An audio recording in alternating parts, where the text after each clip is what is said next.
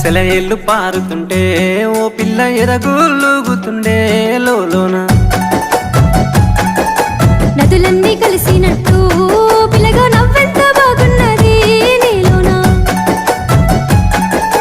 గాజుల సప్పులు గలుగల్లు మోగంగా గజ్జెల పట్టీలు గంతేసి ఆడంగా వరిగడ్డి మోపు ఎత్తి ఓ పిల్ల వయ్యారి నడుము పవే ఈ వేళ